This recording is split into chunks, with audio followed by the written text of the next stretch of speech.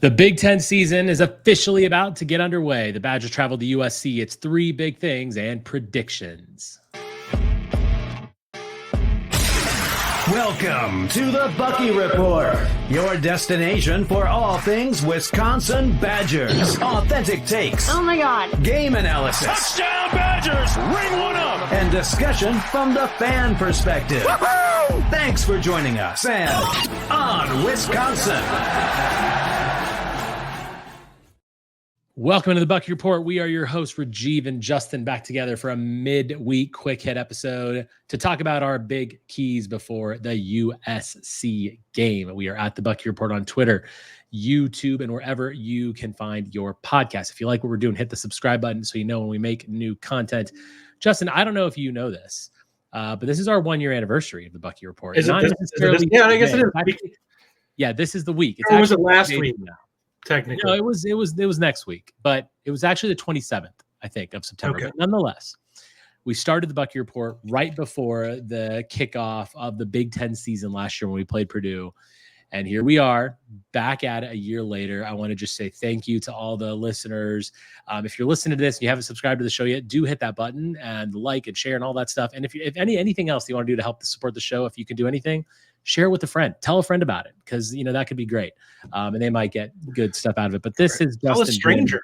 Tell a stranger. This has been really fun. They can look at you with a weird face, like okay. Justin, has been it's been great doing this with you. You're so fun to do this with. Like, and obviously we spent a lot of time with Ryan as well. This has just been so much fun for me, and I know for both of us. So thank you to you, Justin, of course, and to all the listeners who've helped make this first year successful for the Bucky Report. We Absolutely. Greatly appreciate it. Let's get to 2K, people. We're almost at 1,500 right now. Yeah. End of the season. Let's try to make it before the end of the year. Heck yeah, that'd be great. But we've got some big things to talk about here this week. The Bucky Report's 3 big things. All right, Justin. USC, it's been a bit of a rough start to the season. We're still 2-1. We're where we expected to be, but not in the situation we expected to be in, of course. We do start Big Ten play this weekend. So let's start with the first one. I'm going to put this one up here. Keep calm and lock on. We both have a couple different perspectives on Braedyn Locke, but I'm going to start here. My big thing about Braedyn Locke is when he came into the Alabama game, he was flustered, and rightfully so. You're playing against one of the best teams historically in the country, damn near an NFL team. And, there was a lot. He had happy feet. He was throwing the ball behind people. He wasn't really settled in. Staring down targets. Yep. I need him to calm down. There's a lot of things we need to see about his game, and you're going to talk about some things as far as the coaching and the gameplay. But I need him to relax, and I feel like if you just keep yourself calm, you are a good quarterback. You came in last year and played in tough games. You have experience.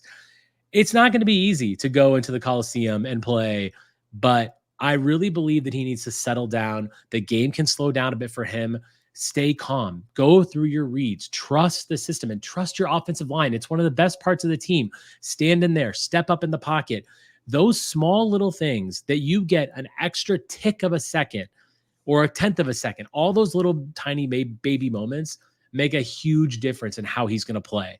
There's a lot of X's and O's to talk about with Locke, but the first thing I will need him to do is keep calm. Stay in control of yourself. If you try to do too much, you're going to turn the ball over. If you're rolling out of bounds sometimes, guess what? Throw the ball away. Stay calm, stay within yourself, and you can actually be successful in this game. Yeah, I mean, my perspective on this is pretty simple. I think they need to help him out and get him comfortable first. I would be shocked if we're not leaning on the run game in this. I think that USC definitely showed some holes. I know people kind of pushed back on me a little bit when I talked about the Michigan game, saying that they had half their yardage on a couple of runs. It's still part of it. The other part of it is they gave up 150 yards rushing to a team with no passing game. So even if you take out the other, that shouldn't happen either. So USC can be gotten on the ground, and I guarantee they're probably going to try stacking the box against us and prove that Locke can beat them. The difference is that you don't have a quarterback that's overly mobile, so you can afford to take some shots. Michigan, they had to be a little bit more respectful in terms of how aggressive they wanted to be with their rush. But I think you run the football. I think you try to get him some high percentage throws early. Maybe you move him a little bit and roll him out and get him some easy completions. And hopefully he settles in and you can start playing, taking some shots with him. He can throw the football. like part of it is like a lot of his completion percentage is the fact that he gets balls batted. And one of his biggest weaknesses is he's got to do a better job of finding passing lanes. He doesn't do a great job of it. It's something So Russell bad. Wilson was amazing at, and he is not good at. He's got to find his spots in between the linemen and then make the throws. Because when you throw right through a guy, when you're 5'11" or whatever he is, it's going to be a problem. You don't have the arm length. Like even Van Dyke was what, 6'4", and had you figure he gains an extra couple inches in length, arm length too. It's probably about a half a foot difference in terms of where the ball's coming from, if not more. You know, and another thing to help with that, step up in the pocket. I mentioned that before. Like when you step up in the pocket, you're opening up some passing lanes. You're going to find more lanes to throw to, and he can't be afraid to do that. He's got to find ways to step up and make those plays. You know, and I think, do you think, Justin, that he's really like completely immobile, or do you think we're going to see some read option with him realistically? Because here's the thing. I think there's a chance that he may occasionally pull, but it's not going to be something I expect to see a great deal of. I agree. I don't expect to see a lot of it, but I think that one of the narratives that I've heard kind of around Badger Nation this week is that he's completely immobile. I don't think he's completely immobile. I mean, to be fair, to be honest, Tyler Van Dyke looked pretty immobile the first couple of weeks. He's a Winnebago. Tyler Van Dyke is a guy who probably moves pretty fast in a straight line, but he had some of the worst agility I think I've ever seen in my life. And no acceleration. And I'm not saying Braden Lock is going to be this great runner, because we saw him last year after Mordecai went out, and he wasn't that as mobile as Mordecai for sure. But I don't think he's entirely immobile, and it wouldn't surprise me to see some of that, because obviously Michigan had some success. They had a ton of success running the ball, and when you said, you know, they're going to load up the box and make Braden Lock beat them, I hope that, you know, that scares me, because can he do it, and can our receivers get separation? So I just feel like I think there's an opportunity for Braden Lock to be successful in this game, and I really hope that the coaches put him in the right position to do so. Like I think there is. Like, listen, we're not going to run for 300 yards like Michigan did, right? But can we get to 2 and maybe get like 150, 200 yards passing? That's your to be a win this football game. You got to keep them off the field, because I don't trust our defense against them. I think we can do a good job of bend but don't break and make them work it down the field and make them get frustrated. I think Michigan did a pretty good job of that. Even we saw that game. Like, I mean, I know Michigan has a good defense. They blew some plays in that game. The last touchdown that USC got was because the safety wasn't where he should have been, and should have had an easy pick on a ball that was a touchdown. And it was like, what are you doing? Yeah. But yeah, I think here's my perspective on Locke. I think you're going to see him occasionally pull. What I don't think you're going to see is on a 4th and 1, where you might have seen Van Dyke potentially pull and go. You're not going to see Locke do that. They're not going to risk it with him. And I'm okay with that. Give the ball to the running backs. That's fine. Trust your offensive line in that Run a situation. power run play. Yeah, I'm fine with that. Number 2, move Miller Moss. Where's the havoc, Justin? Let's talk about some defense. Sure. I think they have to be able to get him to move off his spots. We've seen tons of quarterbacks, both in the NFL and college. If you get them to move and get them uncomfortable, they start to get sloppy. Throws get all over the place because guys' mechanics change when they start moving off their spot. When you're not just sitting there throwing off like a platform, like you just sat back there and did everything according to textbook like you would in a drill and in practice, things get a little crazy. And a throw is off by a yard. That can be the difference between an interception and a touchdown. So you got to get him to move a little bit. I don't know how much we could take away from the pass rush at this point. Like, there's some things I look at with this. We weren't going to heavily rush Milroe because that's just killing yourself. Like, he would have absolutely gutted us. So we didn't have guys pinning their ears in that. In the first 2 games, I'm not sure how many times we had a real opportunity to attack Western Michigan and South Dakota because they basically got rid of the football right away. Did they ever really truly challenge us? No, but that was part of it. I mean, we can chalk up those first 2 games. The thing that bothers me was that we weren't getting tackles for loss because you weren't blowing up runs, and that's problematic to me. But in terms of pass rush, I don't know what to take away from these first couple of games because I think you look at it and you're like, well, we haven't had a game kind of like we're going to have against USC where he's more of a statue. He's not a super mobile guy. He wants to throw the football. So you're going to get your shots at him. And now you have guys who, he's not going to outrun Lowry. He's not going to outrun Pius. He's probably not going to outrun Peterson. So you're going to get opportunities to chase him down. You got to make it happen. And we're going to need to connect on those. Yeah. Last week, he had a 54% completion percentage against Michigan. And let me just say this. We're not Michigan. Our defense is not Michigan. So there's no chance that's happening again. However, it shows that the offensive line can be gotten into that offensive line. Their passing grade last week was like horrific. I mean, horrific. A pass blocking grade for their O-line. Because Michigan was extremely disruptive. If you watch that game, Michigan rushed 5 a lot, and they had that fifth guy coming from different directions. They disguised a lot of their stuff, and I really want us to do that. I've said this many times. You've heard me say over and over again. I want the secondary trusted, and I want us to rush the passer, and I want us to. It's going to take 5. You're not. I'm sorry. Our front 4 not getting home. It's not happening. And Miller Moss will pick us apart. You have to put 5 back there, and you've got him. Now, again, he's thrown well against the blitz too. Like he has good numbers. He's a good quarterback. And this is a Lincoln Riley offense. They're going to be successful. But we've said it before. We'll say it again. Be disruptive. Get him off the spot. You've got to wreak havoc. We've got to. And you know what? There were times in that Alabama game, we saw a few flashes from guys. Like some of those guys played their best game against Alabama. Mm-hmm. A lot of the team did, actually. It's just that we were in a no-win situation. Yeah. And so I do hope that this 2-week gap has allowed our team to take a step. Do you expect that? I expect us to defensively look better. Like when I start seeing people throwing up like, oh, we're going to give up 35 points or whatever to USC. USC is not Alabama. This is a game. I think there's a chance that they can put up points. Yes. We're not going to win this game if we can't get close to 30. Wisconsin's got to get like 28 or 30 in this game to win. I think you can probably hold USC to under that, provided you kind of play zones and make them work it down the field. Like, I don't think you can play the game where you put guys on islands in the secondary as much. I think you got to make Miller Moss make smart decisions and check down. And kind of like what Iowa does. Iowa just makes you get frustrated and start throwing the football when in the pass rush gets home because guys are sitting there staring down at the quarterback. I'm fine with the zones. I still want to see 5 guys going in though. I still want to see. I think you have to be able to get some pass rush on him. It goes into number 3, which is you can't get out coached. Look, I personally just feel like, and I've said this a couple times, I think in the first 2 games of the season against Western Michigan and South Dakota, those 2 teams came into Camp Randall with a point to prove, and they had a game plan, and we were out coached in both of those games, in my opinion. The Alabama game, you never know. We don't know. Tyler Van Dyke goes down. I think there were definitely some things that seemed to have improved early on in that game.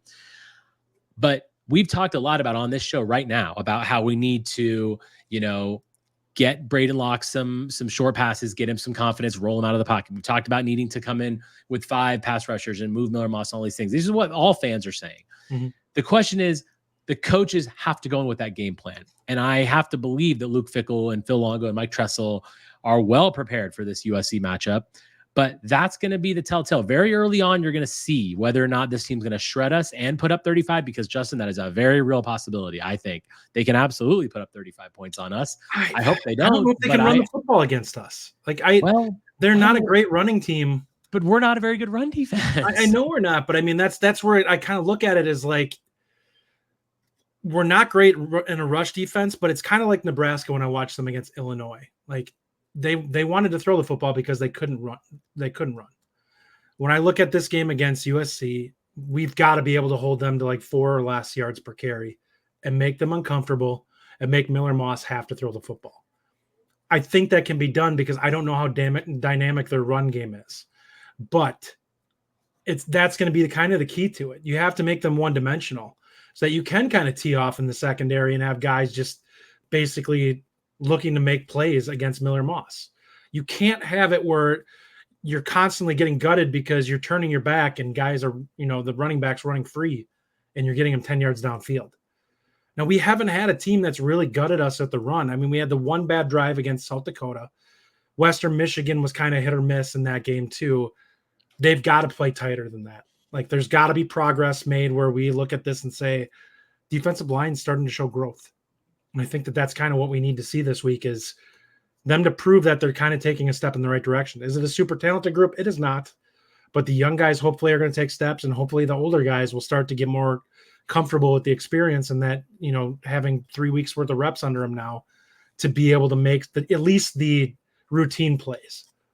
I mean, I feel like that's my biggest fear is our inability to stop the run and us to get gashed up the middle, which we have seen this year, which you like, and rightfully so, we're raving about it that way though, because that's not a Lincoln Riley plays. That's not, but it's what Wisconsin's going to give up, and I think Lincoln Riley's going to take that. I think any coach is going to take the weakness, Possibly. and that's part of a good game plan. Now, I do think they're going to throw the ball a lot, but what I'm concerned about is our inability to stop that run. If they're getting 6+ yards a carry and they're getting first downs on 2-play rushes, like that's what can't happen, because you're right. We've got to force him to beat us. And I just don't want to get gashed, because that can hurt the mentality of the team will go into the tank if we can't find a way to stop the run, which, to be honest, we haven't really done that great at that. It's between the 20s. Now, our scoring defense has been okay.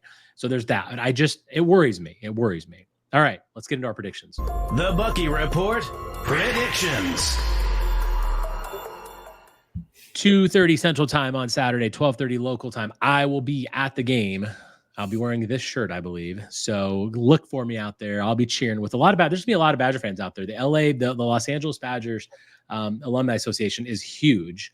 I used to be part of it when I lived in LA. And it's great. I'm excited to go there.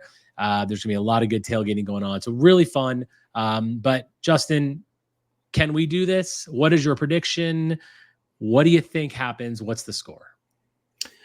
I think right now, if I'm being a realist, and I'm going to give 2 predictions again, like I did last week. I'm going to be, here's my head, 27-21 USC. My heart says Wisconsin wins 28-24. Oh, late touchdown. But that's your official prediction is a loss, 27-21. Okay. I agree that it's going to be closer than okay, by the way, the line is 15.5. That's ridiculous. Minus 15.5. Now, that's an outcome that's possible, but that's ridiculous. It is an outcome that's possible. And here's the thing. Vegas isn't generally wrong about these things. Like, we were harping up and down about how horrible it was that we were a 6.5 over and under in the season wins. And that's pretty likely at this point. Do I think we lose? Yes, sadly, I do. I want to believe we can get a win. I will be cheering my heart out. And if we win, I'm going to be going absolutely nuts. I don't necessarily think that's going to happen. But I do think it's closer than 15.5. I don't think that happens. I do think they score more points, Justin. I have them at 33 points. Just because I feel like they're going to make 33, 34. I see 35. USC scoring against us. I just do. Now, I see us also being able to run the ball, put up some points. Turnovers are going to be a huge thing. So my final score is 33-20. I think we lose by 13. I think it's close going into the fourth quarter, which is, again, what we always want. Just have it be a game going in late. I do not want to see a blowout. I am fearful, Justin. To be honest, I'm a little fearful of a blowout based on the line, based on everything you're hearing. I hope that's not the case. I think it's going to be not going to happen, partially because I think the way they're going to play this game, I know we hate it, but I think it's going to be a Paul Chryst special where we hold the football as long as we can and try to keep them off the field and basically play keep away and try to win. My concern with that is I don't know how easily we score, but I think if they're able to run the football well, that's your avenue to winning this. Is basically they're just going to be like, all right, you can't stop the running game. They're not a good rush defense. They're giving up over 5 yards a carry right now. Wisconsin doesn't have dynamic backs, and I know the rushing stats don't look great to this point in the season, but the offensive line is good. I don't know if we'll see more Dupree in this game. I know his stats don't look great, but they're mostly in just garbage time. So I think they'll find a way, whether it's Yakimelli or whoever, to kind of pull up some yardage against USC on the ground and make them and just grind them down. I think that's the goal.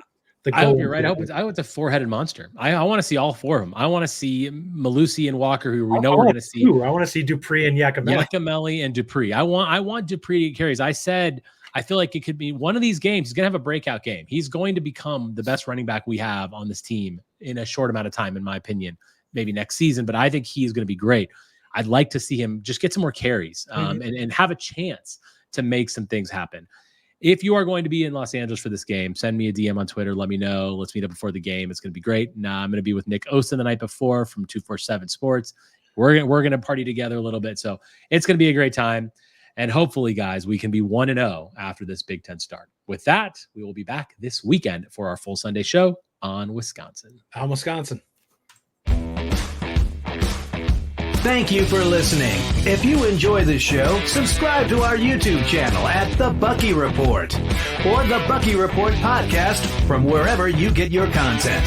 Until next time, on Wisconsin.